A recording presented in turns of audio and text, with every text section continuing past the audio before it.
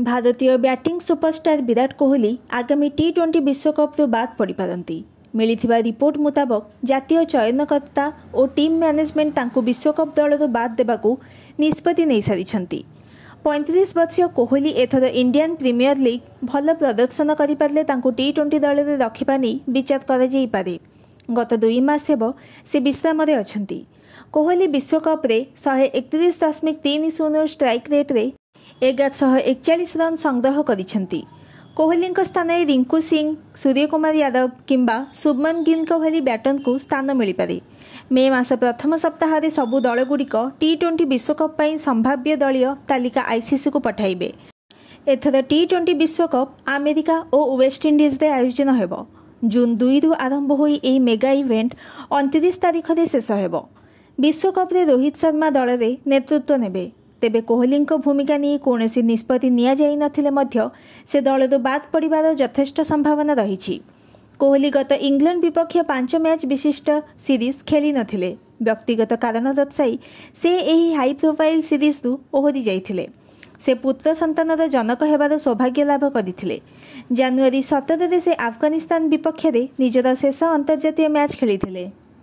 व्यक्तिगत कारण इंग्लैंड विपक्ष टेस्ट श्रृंखला ओहरी जाइथिबा पूर्वतन भारतीय अधिनायक विराट कोहली आगामी 2020 विश्वकप खेलिबे नहीं। कारण जातीय चयनकर्ता माने जून 2 रु 29 तारिख पर्यंत वेस्टइंडीज और अमेरिका रे आयोजित हेबाकु थिबा एही बहुराष्ट्रीय प्रतियोगिता लगी तांको ना को विचार को नेबे नहीं। जातीय गणमाध्यम रे मंगलवार दिन सारा एभली एक चर्चा लगी रहिथिला। अवश्य बीसीसीआई तरफ एथिनेई कौनसी आनुष्ठानिक सूचना दिया जाई नहीं। तथापि बोर्ड जड़े वरिष्ठ कर्मकर्ता निज नाम गोपन रखी यही सूचना देथिबा जଣା पड़िछि। पूर्व रोहित शर्मा ही भारतीय दलर नेतृत्व नेबे बोली संपादक जय शाह घोषणा कर सारी। हेले कोहली दल में स्थान पाइबा नहीं संदेह रहितिबा कर्मकर्ता जनक कहिसेंती। भारत 2013 चैंपियंस ट्रॉफी परठारु कौनसी आईसीसी प्रतियोगिता जीति नथिबारु दलर वरिष्ठ और वयस्क खेलाड़ी को बाद दे युव तारका सुजोग देबाको बीसीसीआई एक प्रकार बाध्य होइछि। एणु चयनकर्ता योजना रे कोहली को सामिल करने सहज हेबनी बोली चर्चा हेउछि। अवश्य कोहली जदि आईपीएल रे उच्च कोटीर प्रदर्शन करती ताहेले सेमाने निज निष्पत्तिर पुनर्विचार करिपारंती। तेबे सबुकिछि मुख्य चयनकर्ता अजित अगरकर उपरे निर्भर करिवो। सेपटे रॉयल चैलेंजर्स बेंगलोर सहित भारत तारका बैटर विराट कोहली गत 16 वर्ष हेला रहिछंती। दल सहित एही यात्रा को नहीं आरसीबी उत्सव पालन करिछि। कोहली एक रंगीन पोस्टर को सामाजिक गणमाध्यम पोस्ट करी स्मरणीय करिछि। एहार शिरोनाम लिखिछि 16 वर्ष एक राजा। आरसीबी कोहली को निज दल पई चिरस्थायी सम्राट भावे गणी नहीं बेले एबे एथिरे सर्वकालीन श्रेष्ठ जोड़िछि। एही आखिदृशिया पोस्टर रे 35 वर्षीय एही बैटर किछि टीवी आगरे आत्मविश्वास सहित ठिया होइथिबार देखा जाइछंती।